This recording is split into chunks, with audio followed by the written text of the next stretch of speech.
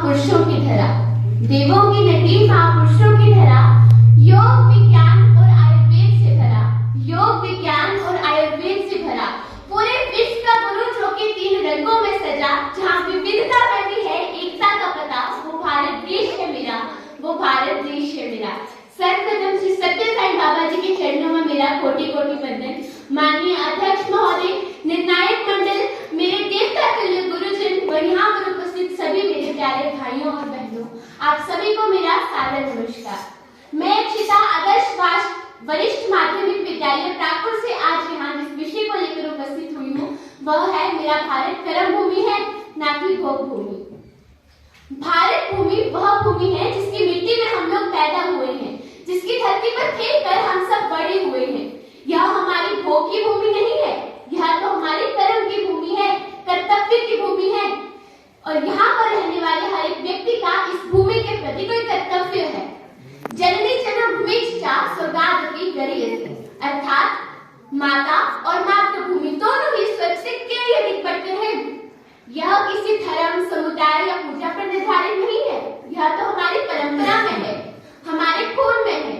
और यहाँ पर रहने वाले हर एक व्यक्ति के अंदर देश प्रेम और राष्ट्र निर्माण की भावना होना बहुत जरूरी है। यो तो हम सब कह देते हैं मेरा भारत महान, पर क्या ये कह देने से, जोरों से चिल्ला देने से हो जाएगी हमारी भारत भूमि महान? अच्छा, यहाँ छाती पर एक तिरंगा लगा लेते हैं, फिर क्या हो जाएगी हमारी भारत भूमि महान? हमारी भारत भूमि को महान बनाने के लिए, इसे कर्म भूमि बनाने के लिए हमें कुछ जानना होगा, कुछ करना होगा। हम 130 करोड़ भारतवासी हैं, ये बड़ी बात नहीं है। बड़ी बात ये है कि 196 देशों में हम सबसे बड़े लोकतंत्र हैं। हम दक्षिणीय भारत के नहीं हैं, हम उत्तरीय भारत के नहीं हैं, मध्य भारत के नहीं हैं, हम विशुद्ध भारतीय हैं। अंग्रेज एक बार हमें बांटने की नाकाम कोशिश कर चुके हैं, परंतु अब जाति, धर्म, समुदाय, रंग आदि में बढ़ने की हमारी कोई इच्छा नहीं रही है। मैं नहीं मानती कि राष्ट्रगान के 52 सेकंड में खड़े होना या भारत माता की जय वंदे मातरम में जोरों शोरों से नारे लगाना ही देशभक्ति है, क्योंकि महोदय हम उस सदी में जी रहे हैं जहाँ नीति, नियम और नैतिकता के मूल्य की लोग धज्जियां उड़ाते मुझे नजर आते हैं। यह वह सदी है जहाँ एक छत के नीचे 2 सगे भाई भी बहुत मुश्किल से जीते नजर आते हैं। और महोदय, ये वह सदी है जहाँ आज के युवा फेसबुक, व्हाट्सएप और इंस्टाग्राम के मायाजाल में फंसे नजर आते हैं। अरे मुझे दुख तो तब होता है जब आज के नौजवान, जिसके कंधों पर जिम्मेदारी है देश की, समाज की आशाओं को जोड़कर रखने की और हमारी भारत भूमि को कर्म भूमि बनाने की, वही युवा आज पबजी, फ्री फायर में डूबा और नशे की लत में भीगा नजर आता है। तो मैं मोह निद्रा में सोने वाली युवाओं को कहना चाहूंगी कि अब भी वक्त है, तुम जाग जाओ, इससे पहले कि तुम्हारी ये मोह निद्रा हमारे राष्ट्र को ही न ले डूबे।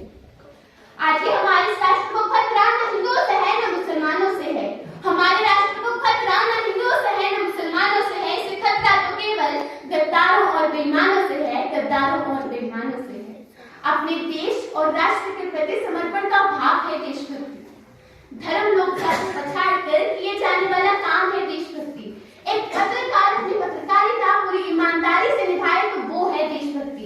एक शिक्षक पैसों के लिए नहीं बल्कि विद्यार्थी को आगे बढ़ाने के उद्देश्य से पढ़ाए तो वो है देशभक्ति। और आजकल के युवा दूसरों को मारने से पहले राष्ट्र के लिए खुद मरने को तैयार हो तो वो जज्बा है देशभक्ति।